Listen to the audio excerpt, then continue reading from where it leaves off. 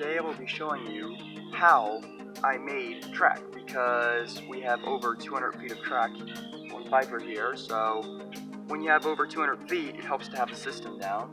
So here I just have a little 2-foot section of track that I'm going to be making. Hopefully you'll be able to understand how it was built with this demonstration. So I have my 3 drills and all the material I need. So let's begin. The first step that needs to be done is to go ahead and get everything cut that you're going to need. We just have a tiny little section of track, so all I cut was 2 2-foot pieces of PVC pipe. So each of these are 2 feet long. And then we have the cross members here, and all of the cross members on Viper are 19 inches. I cut these to 19 inches, but it doesn't hurt to go a little long so that the track's wider, because this makes the track about 19.5 inches wide, but it wouldn't hurt to go longer, more like 2 feet.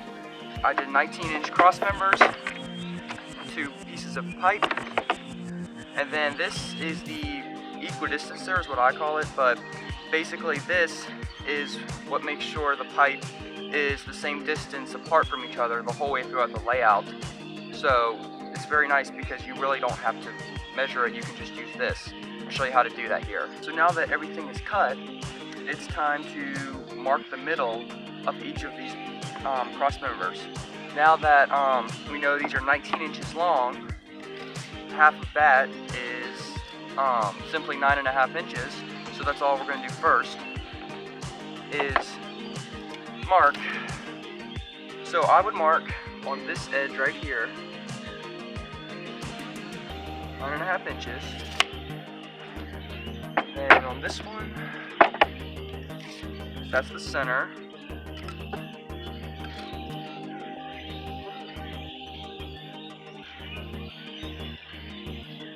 Alright, so now that those are marked, we're also going to mark the equidistancer. I'll show you why later.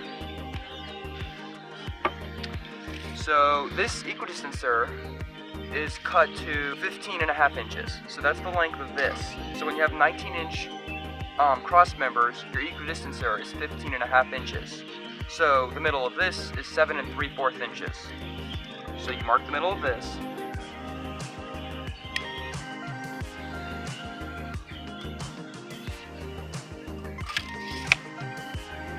And this one is painted because this was scrap left over, so it's a little harder to see the mark. Now that they're marked, we are going to screw the equidistancer onto the first cross member.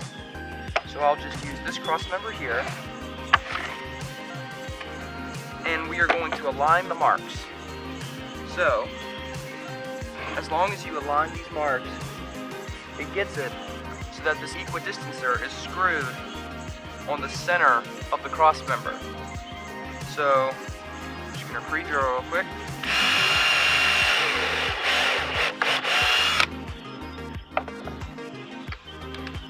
And screw it in. We use T25 screws, deck screws for all of it, so that's what I'm using here.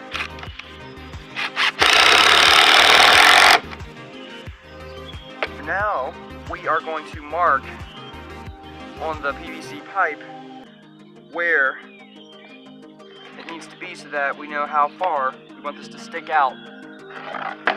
So as you can see here, that's what this equidistancer is for, so that you can just put the PVC pipe and screw it right there, and you have something to rest it against. 15 inches is how far the center of each cross member is apart from each other. So the center of each cross member is around 15 inches apart from each other. On this, I made it where these 2 cross members can be 15 inches apart from each other on this PVC pipe, and there'll be about 6 inches of pipe sticking off the end. So this is just a demonstration, but so the first step is to mark 6 inches from the end of the PVC pipe. Alright, now that we have that, we know how far this is going to stick off. You just align that mark to the end of the cross member, and then that's where you know how to screw it. First thing you're going to do to actually attach the PVC pipe to the cross member is pre-drill through both sides of the pipe with a 1/8 inch drill bit. So you line it up, you basically just line the mark up, And so the angle you want to pre-drill at is you don't want to go straight down, or else the hole's going to be on top and the roller's going to be on it. But you don't want to go into the side because we're going to remove this anyways. See, this equidistancer is just temporary. We're going to remove this eventually. So we're actually going to go diagonally down so that the hole is on not the top and not the side, but right here on this edge. So we're going diagonally down. That's how we're pre-drilling. So we do two screws per cross member.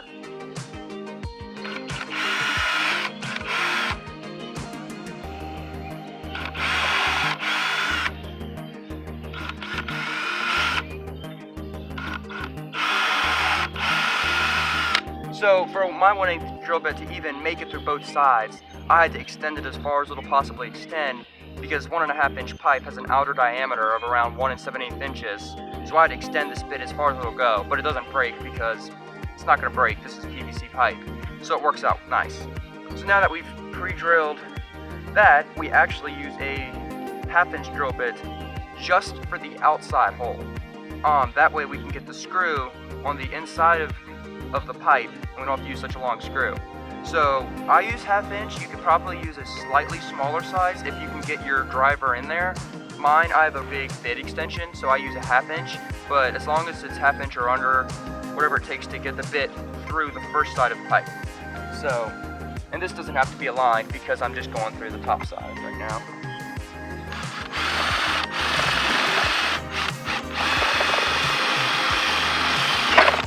Second hole, I'm not even going to pre-drill it on top of the cross member because I'm just going through the first side. It's a lot easier.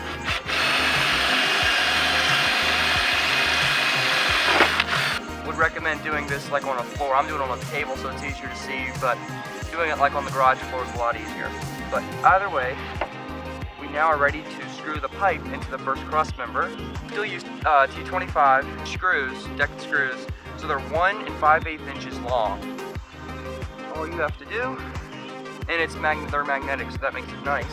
You put the screw through the top layer of the PVC pipe,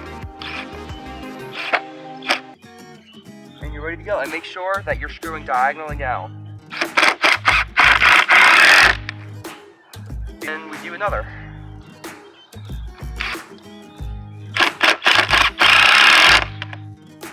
So they go into the pipe around 1.5 inches. Just a little under 1.5 inches into the cross member, I mean.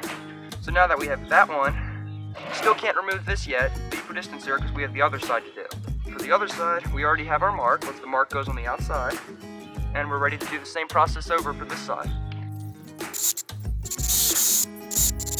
And this is a lot easier on a garage floor because the table's a little shaky, but it'll be okay. We have a 1/2 inch bit through the first layer of pipe, and through the second layer on the bottom side, it's just a 1/8 inch, so that the screw can go through the top side, but not through the bottom side. Now that we have those drilled, we're ready to screw it on. To line the mark that we marked earlier.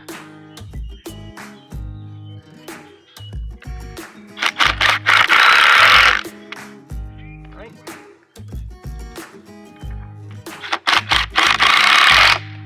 Remove our equidistancer.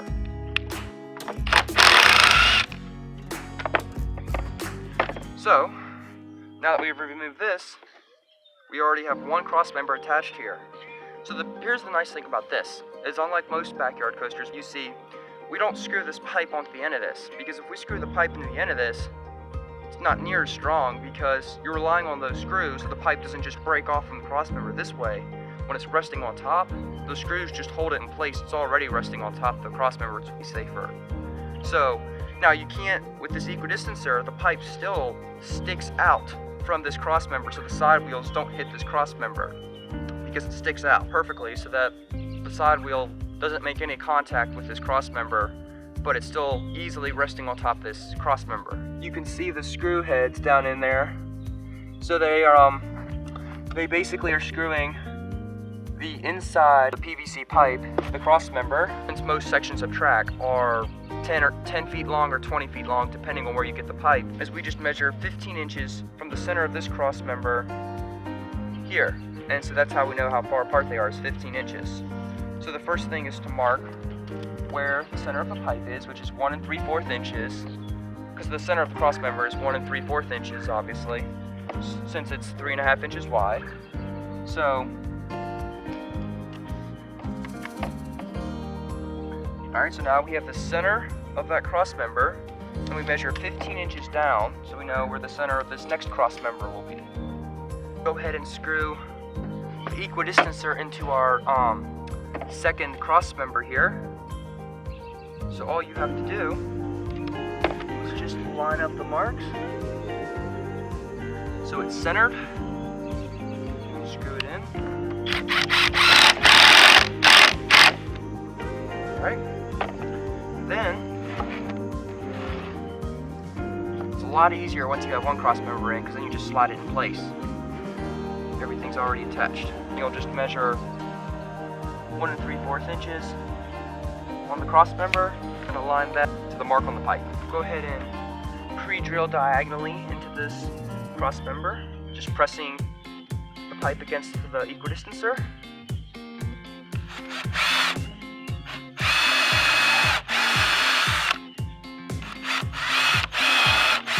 What's nice is these holes we're making with the 1/2 inch bit, these holes, the rollers don't make any contact because they're not on the top, they're not on the side, they're right here in between. You don't feel any bump, it's perfectly smooth.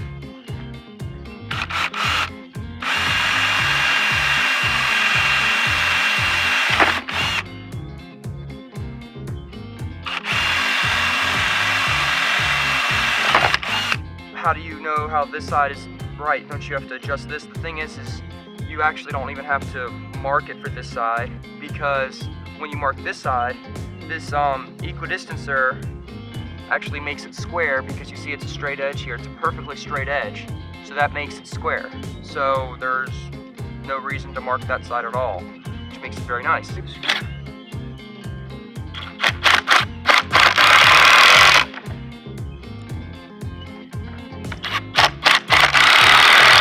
Nice thing is if you want to replace something, these screws are a piece of cake to take back out, so you can always replace the pipe or replace a cross member or whatever you want to replace. Finally, the last side.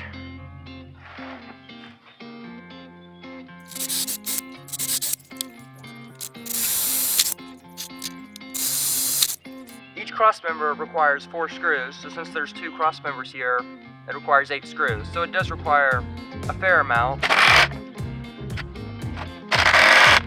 Right. And there we have it, and all we have to do is just unscrew our equidistancer. Alright.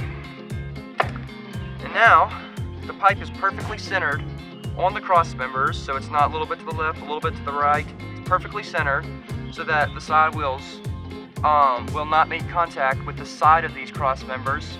The last thing is how to attach the understop rails. We have our section here. You just flip it over, and you can do this when it's up. You can either do this now, or you can get the track supported and in place and do it then. So we just use 1/2 inch pipe for the understop wheels, and so because the understop wheels never make contact with this pipe, this is just for safety. So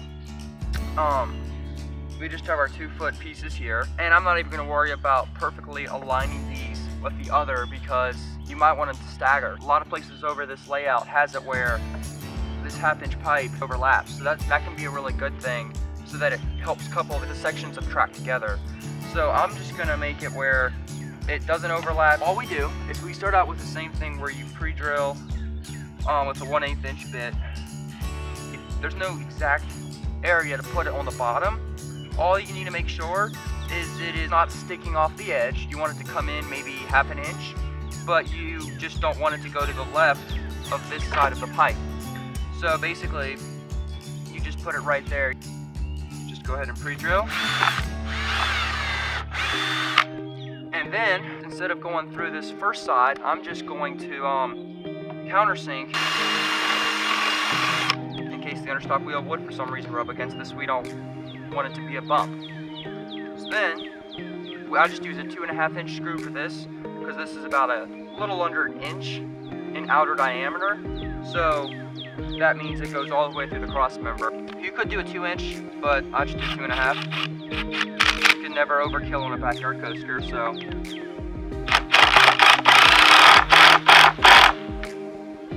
Perfect. It might be hard to see, but basically, the understop wheel would make contact here. It's perfectly smooth. There's no bump at all because, with thanks to the drill bit, it was able to sink into the pipe a little bit. So it's smooth there. It's literally starting to rain, so I need to speed up here and finish this track.